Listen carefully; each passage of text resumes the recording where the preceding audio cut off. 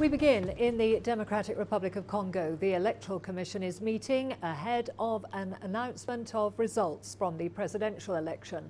The meeting, which could last for 2 or 3 days, is to deliberate and to evaluate the presidential results. Riot police have been deployed in front of the Commission headquarters in the capital Kinshasa and along the city's main boulevard. The Central African nation held its historic polls on December the 30th. Since then, there have been accusations of fraud and reports that the government is negotiating a power-sharing deal with one opposition candidate. If the Electoral Commission announces the true results of the ballot boxes, it will be calm. But if not, I do not know what will happen. About these rumors between Felix and Kabila, we want peace and calm. If Felix has won, then they need to prepare to hand over power in a civilized way. We don't want people to die when they announce the election results, blood to be spilled, because we are fed up, we're tired, and we're waiting for a peaceful announcement which will allow us to rejoice rather than cry because we are fed up. Meanwhile, an observer mission says it witnessed 52 major irregularities in the 101 vote counting centres that it observed, including people tampering with results. There are 179 counting centres currently tallying the vote across Congo. CIMOCEL witnessed 52 cases of irregularities we judged to be major. 4 cases of witnesses being refused the signing of the tally, 2 in Senkuru, 1 in Kasai, 1 in South Kivu. There were 20 cases of falsifying results on the tally in Manyema and in Senkuru. In 16% of the vote counting centers where the hand-counted tallies were not taken into account in the compilation of the results, mainly in Manyema.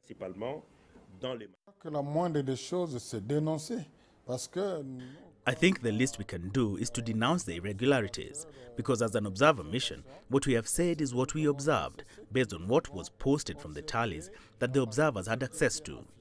At the same time, we're going to respect the law which forbids us from and which only authorizes the Election Commission to publish the results of the votes and results. Well, Chris Ochemringa joins us on the line from Kinshasa in the DRC.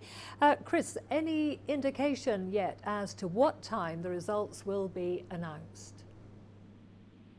Yes, Karen, I've been reliably informed that the Electoral Commission will make that announcement at 10 p.m. That is midnight in Nairobi. They normally make such announcements so late here because they don't want people to protest, and it's going to be the second time that it has happened. They normally make such announcements very late when everyone is sleeping to ensure that there's peace and calm in the city. And Chris, there's talk of a coalition between the government and the opposition. Any details on this? Yes, I was informed by one of the members of the UDPS party, that is of Felix Tshisekedi, the oldest political party in the DRC, that Felix Tshisekedi has been holding talks with the government about the transition, and people of his party, his supporters, have been celebrating outside their headquarters, celebrating, drinking, playing music. They believe that their candidate is the winner and is going to be declared very tonight. And so that talk about the meeting with the president is indeed true.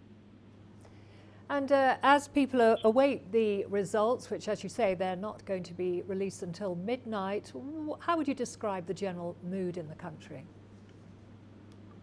Well, the mood is one of disappointment for supporters of one of the leading candidates, that's Martin Fayulu. They believe that their candidate was going to win this election. They're very disappointed about the turn of events, and they're saying that it's not worth voting in the DRC because it looks like the results are always manipulated by the powers that be. But of course, the other party, the other side, Felix Tshisekedi's supporters are very happy about what's happening. They believe that their man is going to be declared the winner today. And there's also a lot of fear in the city. Shops have been have been closing about 2-3 hours before the usual time they normally close.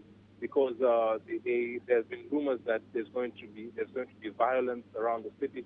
So many people have closed their shops, gone home early. Some haven't even come the past 2 days because they're fearing that there's going to be an outbreak of chaos. And that's really the mood here in Kinshasa now. Okay, thank you very much. That was Chris Ochemringa there joining us on the line from Kinshasa in the DRC. Well, for some analysis on the DRC, earlier we spoke to Richard Moncrief. He is the Central Africa Director at the International Crisis Group. I think we are firmly in the domain of a disputed result already. Now, what does a deal mean? The problem with a deal is what's its relationship to the electoral result?